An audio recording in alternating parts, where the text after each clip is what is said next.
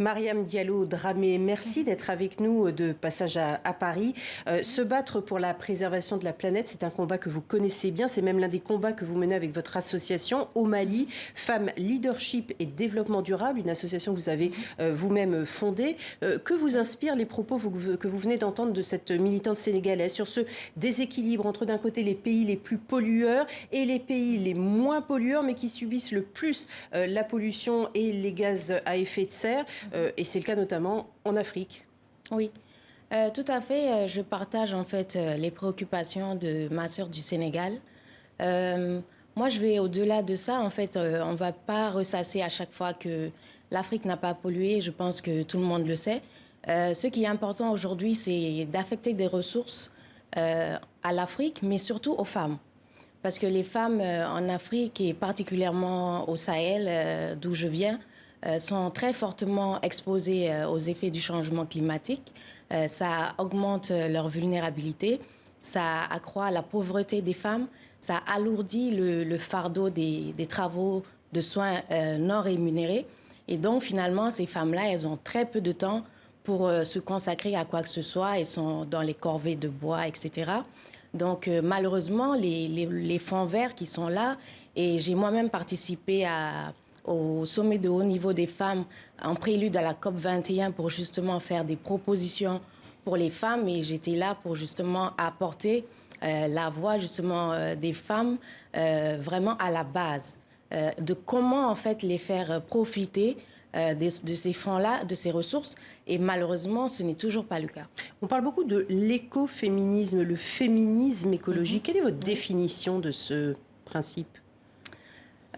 Pour moi, ces définitions-là, ça ne nous fait pas véritablement avancer parce que c'est ce que je dis souvent.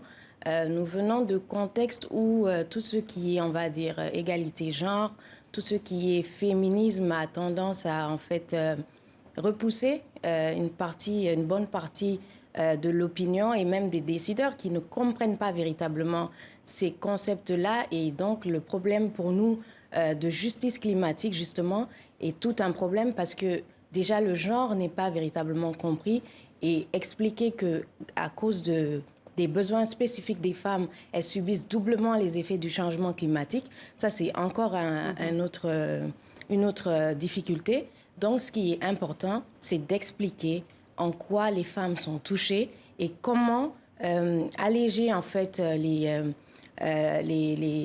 procédures, en fait, d'acquisition de tous ces fonds-là pour permettre à ce que les femmes, à la base, en Afrique, puissent en bénéficier directement. Voilà. Vous êtes vous-même originaire du Mali. Est-ce qu'il existe au Mali, où la situation politique est pour le moins difficile en ce moment, est-ce qu'il existe un cadre politique pour justement l'adaptation au changement climatique? Oui, tout à fait. Au niveau du ministère de l'Environnement, il y a tout un cadre qui est là. Il y a l'Agence pour le développement durable qui est là. Mais ce qui est important aussi, c'est que parfois, nous parlons seulement des effets du changement climatique par rapport au réchauffement, aux survies de la planète. Moi, j'aimerais qu'on fasse le lien, en fait, entre le changement climatique et ce qui se passe au Sahel, l'insécurité, parce que ça a un effet vraiment direct. Le déplacement des populations, le déplacement des populations, les populations nomades qui ne peuvent plus vivre justement du nomadisme et donc qui achètent des armes parce qu'il y a la prolifération des armes et qui rejoignent les groupes terroristes, etc.